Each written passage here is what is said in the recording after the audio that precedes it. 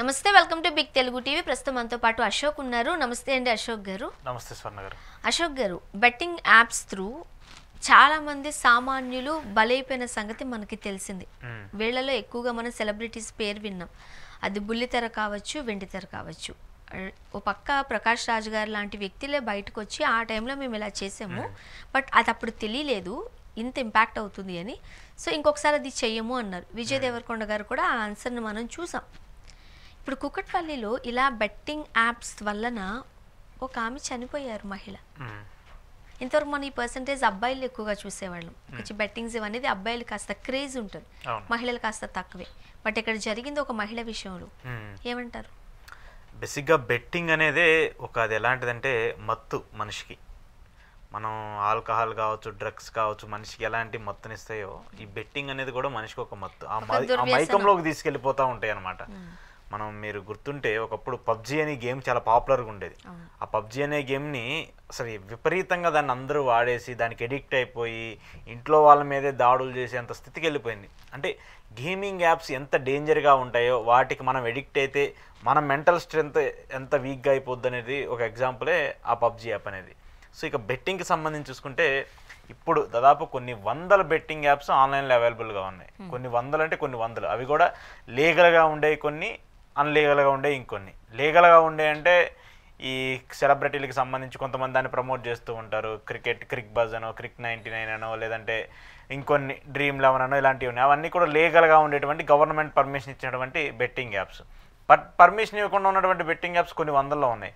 వాటిలో ఏంటంటే ఈ మనీ ట్రాన్సాక్షన్స్ ఎక్కువగా జరుగుతూ ఉంటాయి. కానీ ఇక్కడ అంటే ట్రాన్సాక్షన్స్కి వెళ్ళడానికన్నా ముందు బెట్టింగ్ యాప్ అనేది ఒక నెగిటివ్ వైబ్రేట్ని తీసుకొస్తుంది కదా. అందులో గవర్నమెంట్ లీగలైజ్ చేయడం ఏంటి, లేకపోతే అంటే గవర్నమెంట్ లీగలైజ్ చేసింది మెట్రోలో కూడా మనం చూసాం ఇప్పటికీ. అవును. అంటే ఇవి ఎలా ఉంటాయంటే రెండు విధాలుగా ఉంటాయండి. ఇప్పుడు బ్రాండ్ని ప్రమోట్ చేయడానికి యూజింగ్ చేసే యాప్స్ కొన్ని ఉంటాయి.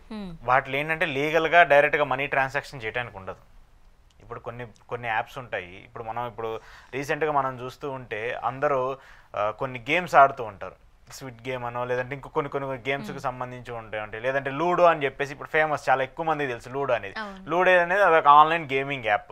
అందరూ లూడోని చాలా ఈజీగా ఆడేస్తూ ఉంటారు. అది సరదాగా జరిగేదండి. అప్పుడు ఏమైపోయింది, ఆడియన్స్ క్రౌడ్ పుల్లర్స్ ఒక్కడా రావడం స్టార్ట్ అయిన తర్వాత వాళ్ళు ఏం పెట్టారు, దాంట్లో ఫీజు పెట్టేశారు.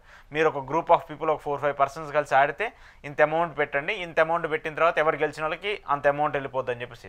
సో నలుగురు యాప్లోనే ఆ మనీ, అంటే ఆ బెట్టింగ్ని యాప్లోనే తెలియకుండానే ఒక ఇంట్రెస్ట్ క్రియేట్ చేయడానికి అట్లా స్టార్ట్ చేశారు. అలాంటి ఏమైపోతాయండి, ఆడియన్స్ని ఎక్కడ దాకా తీసుకురావడం కోసం ఎట్లాగైతే వాళ్ళు మల్టిపుల్ స్కిల్స్ వాడి లేదంటే మల్టిపుల్ ప్రమోషన్స్ చేసి ఎలాగైతే తీసుకొస్తున్నారో అట్లానే కొన్ని స్కిల్స్ చేసి లీగల్గా జరిగేటివి కొన్ని ఉంటాయి. కానీ లూడో గేమ్ మీకు ఐడియా ఉంటే మేము కూడా ఫ్రీగానే ఆడేవాళ్ళం. ఫ్రీగా ఇప్పుడు కొన్ని ఫ్రీగా ఆడుతున్నారు కొంతమంది, కానీ దానికి ఎక్స్ట్రీమ్ దానికి ఎడిక్ట్ అయిపోయిన వాళ్ళు ఏం చేస్తున్నారు, కొంతమంది గ్రూప్ ఆఫ్ పీపుల్ కడుతున్నారు, ఒక గ్రూప్గా అవుతున్నారు. దాంట్లో ఇదిగో నేను 10 రూపీస్ పెడతాను, నువ్వు 100 రూపీస్ పెట్టి ఇట్లా కొంతమంది మనీ కలెక్ట్ చేస్తున్నారు. ఎవరు గెలుస్తారు అనేది ఒక ఇంట్రెస్ట్ క్రియేట్ అయిపోతుంది కదా. Everything will be coin wise అయిపోయింది, అంటే మనీ వైజ్ అయిపోతుంది ప్రతి గేమ్ కూడా. సో ఈ బెట్టింగ్ యాప్స్కి సంబంధించి చూసుకుంటే పర్టికులర్గా మీరు చెప్పినట్టు ఆ లేడీకి సంబంధించి చూసుకుంటే ఆవిడ పెళ్ళయి పిల్లలతో ఒక ఇంట్లో ఒక గృహిణిలాగా ఎలాంటి పనులు చేసుకోవాలో అలాంటి పనులు చేసుకుంటూ ఉండాల్సినటువంటి నేపథ్యంలో ఎవరో చెప్పింది విని దానికి ఎడిక్ట్ అయ్యి ఒక బెట్టింగ్లో మనకి ఫ్రీగా డబ్బులు వచ్చేస్తాయి అంటే ఎవరో ఒకళ్ళు ఉంటారు కదా, మీలాంటి వాళ్ళు ఎవరో మీ ఇంటి పక్కన వాళ్ళు వచ్చి అక్క ఈరోజు నేను ఐపీఎల్ మ్యాచ్లో 10,000 పెట్టేశాను అక్క, 10,000కి నాకు 30,000 వచ్చినాయని చెప్పగానే అరే అవునా అని చెప్పేసి మీలో కూడా ఒక ఇంట్రెస్ట్ క్రియేట్ అయ్యింది. సరే రేపు నేను ఒక 1,000 రూపాయలు ఇస్తాను, ఆ 1,000 రూపాయలకి నాకు 3,000 తెచ్చిపెట్టని మీరు ఏదో అంటే మనిషికి ఉంటుంది కదా, ఆశ ఉంటుంది కదా, ఆశ తరపున మీరు 1,000 రూపాయలు ఇచ్చారనుకో, వాడు 3,000 తీసుకొచ్చి మీ లక్ బాగుంది నెక్స్ట్ మ్యాచ్ గెలిచారు, ఆ 3,000 వచ్చినాయి. ఇప్పుడు ఏమైపోయింది, అయ్యో 1,000 రూపాయలకి 3,000 వచ్చినాయి అని చెప్పేసి మీకు ఇంట్రెస్ట్ క్రియేట్ అయిపోయింది. ఆమె ఏం చేసింది, ఆమె ఆ యాప్ ఇన్స్టాల్ చేసుకోవటము, మనీ యాడ్ చేసుకొని ఒక 2-3 గేమ్లు ఆన్లైన్ బెట్టింగ్ ఎలా ఉన్నాయి అంటే మనం ఫస్ట్ మ్యాచ్ ఆడంగానే మనమే గెలుస్తాం అనమాట, లేదంటే ఫస్ట్ గేమ్ ఆడంగానే మనమే గెలుస్తాం. కానీ ఇది నిజమేనా? నిజంగానే జరుగుతుంది. ఆ లోపల ఏదైతే గేమ్ ఫార్మాట్ ఉంటుందో వాళ్ళు అట్లనే పెడతారంట కదా. ఒకటండి, ఇప్పుడు ప్రతిదీ కూడా మనం తయారు చేసిందే కదా. ఆ యాప్ని ఎవరు చేస్తారు, ఒక కోడ్ రాసి ఒక టెస్టరో లేదంటే ఇంకొకళ్ళు ఎవరో ఒక ఇంజనీరు దాన్ని తయారు చేస్తాడు, ఆ యాప్కి సంబంధించి తయారు చేస్తాడు. ఆ తయారు చేసినప్పుడు ఏమైంది, దాన్ని ఎలా డిఫెక్ట్ చేయాలి, లేదంటే ఎలా లేపాలి, ఎక్కడ పడేయాలి, ఎంతవరకు లెవెల్లో ఉంచాలి, వాడు 100 రూపాయలు పెడితే మనం ఎంత ఇవ్వాలి అనేది కూడా మనకు తెలుస్తూ ఉంటుంది కదా. ఎందుకంటే మనం డిజైన్ చేసిందే కదా. మనం డిజైన్ చేసింది యాప్కి సంబంధించి కంట్రోల్ ఎవరి దగ్గర ఉంటుంది, మన దగ్గరే ఉంటుంది. ఆ కంట్రోల్ని వాళ్ళ దగ్గర పెట్టుకుంటారు. ఇప్పుడు ఏ బి అనేది ఒక 2 గేమర్స్ సంబంధించి ఉన్నాయనుకోండి. ఏలో ఒక 10 లక్షల మంది డబ్బులు పెట్టారు, బిలో 5 లక్షల మంది పెట్టారు. వాడికి ఎవరు గెలిస్తే వాడికి లాభం వస్తుంది, బి అనేవాడు గెలిస్తే రాలిపోతుంది. వాడికి తెలుస్తుంది కదా ఆల్రెడీ. సో ఆటోమేటిక్ ఏం అవుతాడు, ఏ అనేవాడిని ఓడిస్తాడు, బి అనేవాడిని గెలిపిస్తాడు. వీడికి 5 లక్షలు పోతుంది, 5 లక్షలు ఇచ్చేస్తారు, మిగతా 5 లక్షలు వాళ్ళు తీసుకుంటారు. ఇదే కదా గేమింగ్ యాప్స్కి సంబంధించి చూసేది. సో ఇట్లానే ప్రతి దాంట్లో కూడా ఆ బి అనేవాడికి 5 లక్షలు వచ్చినాయి కదా, వాడు ఏం చేస్తాడు, అరే నాకు ఇప్పుడు 5 లక్షలు వచ్చినాయి, నేను ఇప్పుడు ఏ మీద మళ్ళీ 10 లక్షలు పెడతాను అంటాడు. ఆ 10 లక్షలు ఏమైపోద్ది, వచ్చిన 5 లక్షలు పోతాయి, ఆ 10 లక్షలు పోతాయి. సో ఇలాంటి సిచ్యువేషన్స్ గేమింగ్కి సంబంధించి, మెయిన్లీ ఆన్లైన్ గేమింగ్కి సంబంధించి ఉంటాయి. ఎందుకంటే అవి మన చేతిలో మనం ఆడేవి కాదు. మనం ఆడితే కనీసం మనకు స్ట్రెంత్ తెలుస్తుంది. ఇప్పుడు నేను క్రికెట్ మ్యాచ్ ఆడుతుంటే నాకు స్ట్రెంత్ తెలుస్తుంది, ఈ ఓసీలో నేను కొట్టగలనా కొట్టలేనని చెప్పేసి మాది. కానీ ఎవడో ఆడుతున్న దానికి మనమే ఇమాజిన్ చేసేసుకొని పెడుతూ ఉంటాం. మనం చాలాసార్లు చూసాం కదా, అరే ఈ మ్యాచ్ ఫిక్సింగ్ జరిగింది, ఈ ఓవర్ ఫిక్సింగ్ జరిగింది, వాడు అవుట్ అవ్వాల్సిన అవుట్ ఇవ్వలేదు, ఇలాంటివి జరుగుతుంటాయి కదా. సో ఇలాంటి ఎవరో ఆడే వాళ్ళ దాని మీద మనం ఇన్ఫ్లుయెన్స్ అయ్యి 1-2 సార్లు డబ్బులు వచ్చినాయి కదా అని చెప్పేసి ఉన్న డబ్బులన్నింటినీ తీసుకెళ్ళి అక్కడ పెట్టేసి బెట్టింగ్ ఆడితే ఇలాంటి పరిస్థితులే ఆడతాయి. మొన్నటిదాకా మనం ఏంటంటే అబ్బాయిలను చూస్తూ ఉండేవాళ్ళం. ఇలాంటి తరహాలు ఆన్లైన్ బెట్టింగ్లో కావచ్చు, ఇంకోటిలో అబ్బాయిలు డబ్బులు పెట్టి మోసపోయారు, చనిపోయారు, అటువంటి తరహా వస్తుంది. కానీ చాలా బాధాకరమైన విషయం ఏంటంటే ఆమె ఒక గృహిణిగా ఉండి, ఒక భార్యగా ఉండి, పిల్లలకి తల్లిగా ఉండి ఆ బెట్టింగ్ వేసి దాదాపు 1,00,000-1,50,000 రూపాయలు పోగొట్టుకుందంటే అది కూడా ఆమెకున్నటువంటి బంగారాన్ని తాకట్టు పెట్టి మరీ చేసిందని చెప్పేసి చెప్తూ ఉన్నారు. సో ఇంత పరిస్థితులు అంటే ఇంట్లో ఉన్న వాళ్ళకు కూడా, ఇంట్లో ఉండి ఇంట్లో పనులు చేసుకొని వంట చేసుకొని ఇంట్లో ఉండేటువంటి వ్యక్తులకు కూడా బెట్టింగ్ అలవాటైందంటే దానికి సంబంధించి ఏ మేర ప్రమోషన్స్ జరుగుతున్నాయి, దాన్ని ఏ మేర ఆ బెట్టింగ్ కంపెనీలు ప్రమోట్ చేస్తున్నాయి అనేది మనం చూడాలి. అంటే సాధారణంగా ఇది పోగొట్టుకుంటారు డబ్బులు, ఎక్కడ పోగొట్టుకున్నామో అక్కడే వెతుక్కోవాలనే ఒక సామెతని దానికి అన్వయిస్తూ ఉంటారు. సరే ఈసారి పోయింది ఇంకొకసారి వస్తాయేమో అనుకుంటారు, అది కాస్త అలా పోతూనే ఉంటుంది. ఇప్పుడు మనం పని చేస్తే మనం సంపాదించుకోగలం, కానీ ఎవడో పని చేస్తా అంటే వాడి మీద పెడతా అంటే ఎలా కరెక్ట్? అదే ఇప్పుడు నేను ఒక పొలం వేస్తాను, పొలంలో ఒక పంట వేస్తాను, అరే ఈ సంవత్సరం పంట పోయింది, నేను నెక్స్ట్ సంవత్సరం పండించి ఎట్లా సంపాదిస్తుంటే దానికి ఒక నమ్మకం ఉంటుంది. ఎందుకంటే మన చేతుల మీద ఆ మట్టిలో మనం సారం చేసి మనం పంట పండించి మనం పండిస్తున్నాం, ఆ నమ్మకం ఉంటుంది.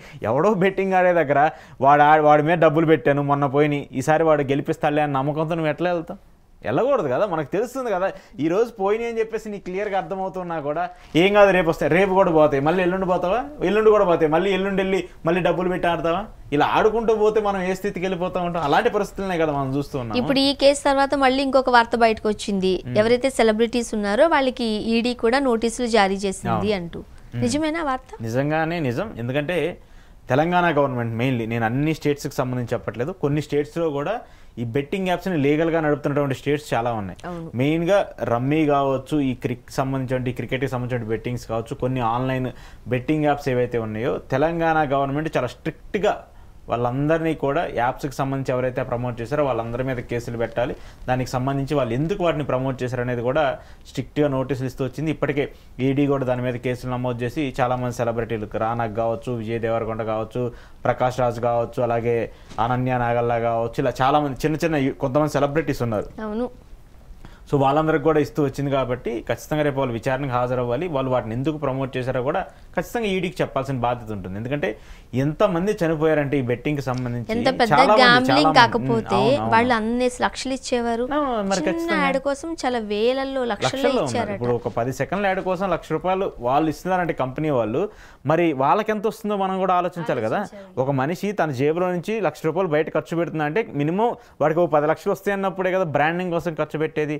మరి చిన్న సెలబ్రిటీలు వాళ్ళు యూట్యూబ్లో ఫేమస్ అయిపోయి యూట్యూబ్లో స్టార్లుగా ఎదిగిన వాళ్ళు కోట్లు పెట్టి కార్లు కొన్నా, కోట్లు పెట్టి బిల్డింగ్లు కొన్నారన్నా, ఇలాంటి వాటిని ప్రమోట్ చేయడం వల్లే కదా వాళ్ళు పెట్టింది. మీరు చూస్తూ వచ్చారు కదా, నా అన్వేష్ అనే అతను దాన్ని ఎంత సంచలనంగా తీసుకెళ్లారు. ఆయన క్రికెట్కి సంబంధించి బెట్టింగ్లు ఆడినటువంటి వాళ్ళందరినీ కూడా విపరీతంగా వైరల్ చేసుకుంటూ వచ్చారు. చాలా బాధాకరం. స్ట్రిక్ట్ గా యాక్షన్స్ తీసుకుంటుంది కాబట్టి ఏం చేయాలనేది వెయిట్ చేయాల్సిందే ఇంకొన్ని రోజులు. తప్పకుండా. థ్యాంక్ యూ అండి.